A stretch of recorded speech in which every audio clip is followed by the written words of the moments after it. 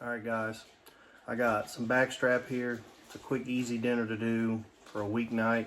It's Monday night, don't have a lot of time, just trying to get dinner made. Probably have some backstrap and maybe some steamed broccoli, some other vegetable for the kids. Trying to watch carbs a little bit, so been eating a lot of deer and a lot of broccoli, stuff like that. So that's what we're gonna have tonight. Stick around, I'll walk you through the process. All right guys, so normally what I'll do if I'm doing something just quick and easy, I'll kind of butterfly these. Just gives you a little bit more surface area. They cook a little bit faster. So I'll cut them about like this. And again, this is a weeknight, so I forgot to put anything out to thaw. So meat's still partially frozen. It's not fully frozen, but it is partial. So it's not going to cut as good as if I'd have remembered to lay it out and let it thaw overnight. So we just did a quick defrost on it. But that's kind of the process when you butterflying a back strap. Just gives you a little more surface area, cooks up a little better.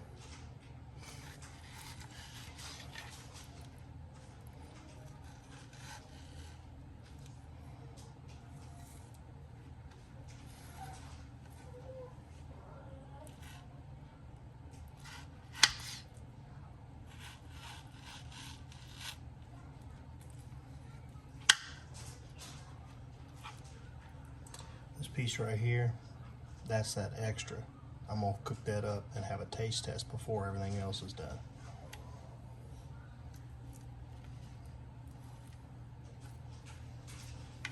Get these off to the side. Start butterflying this one up.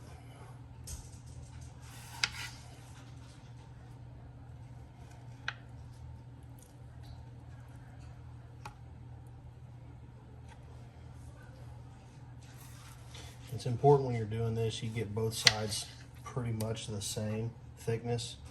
So then when you cut down through here like this, you get almost all the way through and there's just a little bit left holding in the middle, and you fold it over. It'll set level because you've got it the same thickness all the way through.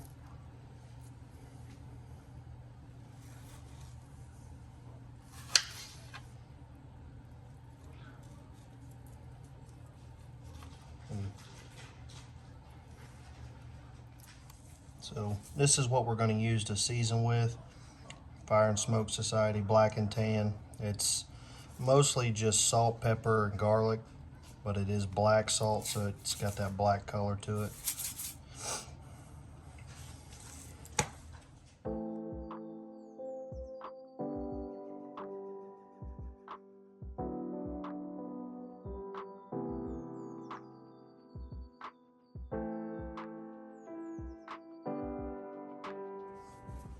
And get one side seasoned, let that sit for a minute. You can push it in if you want, if you're a little bit impatient like me. Push it in, let it sit. Flip them over and season the other side.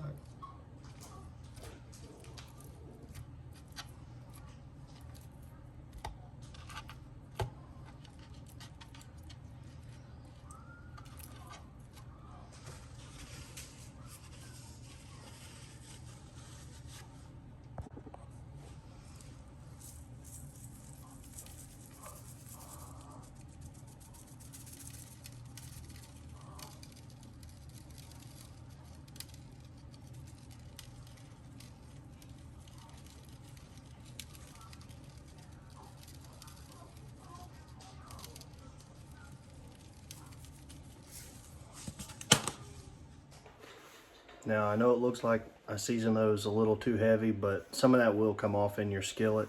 So I'm gonna get a stainless steel pan, heat it up. I got cast iron I could do it in, but I think just for ease of everything tonight, I'm gonna use the stainless steel. Get that heated up with probably some lard in there. I prefer tallow, but I don't have any at the moment, so we'll use some lard. And get it good and hot and sear these things off.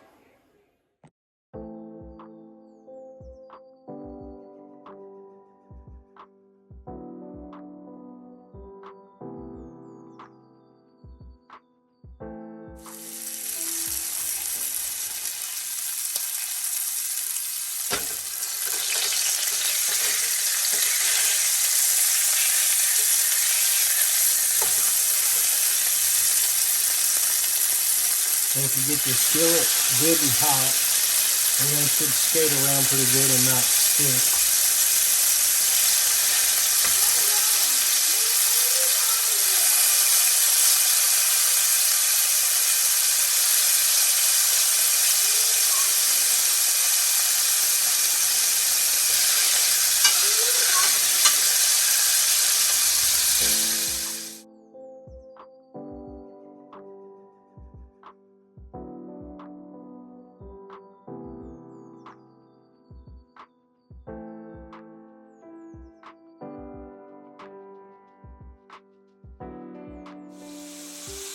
Then I'll let them things go for probably a minute and a half or so and flip them. And I'll flip them as many times as they need flip to get to the right temp, which I'm usually going to eat about medium rare, so I'm looking at about 130, 135-ish.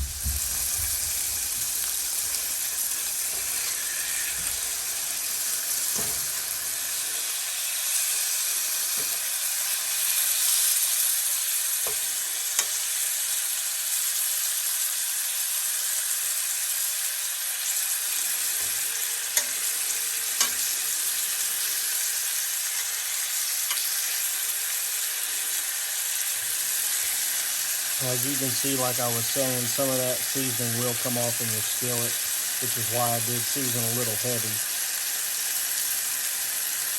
Now, the most important thing to remember when you're cooking meat thermometers. You always get it right.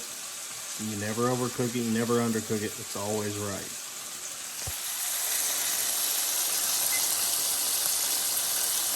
From there, we're looking at 108. We got a ways to go, so we'll just keep flipping.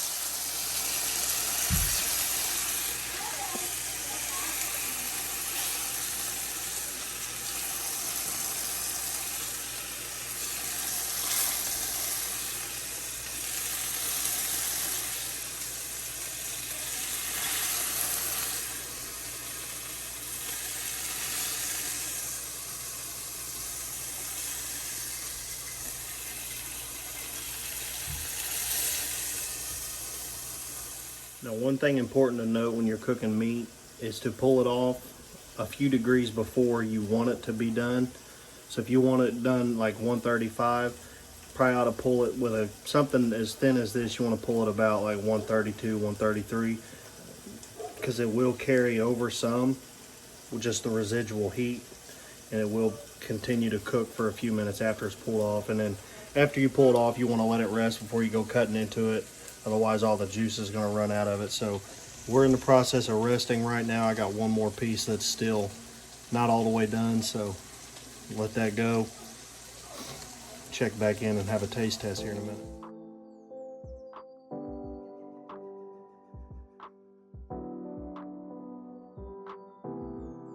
In the process of cooking that, I almost shot a deer. There was a deer come in right there by that dog box. I just didn't get down to the basement with the bow in time before it got down by the road. I can see it moving across the road actually in the brush. I don't know if I'll get it on camera or not. It's a gravel driveway. I say road, but it's just a driveway that goes to the houses back behind me. But I can see it moving across through there. There's 3 or 4 of them moving.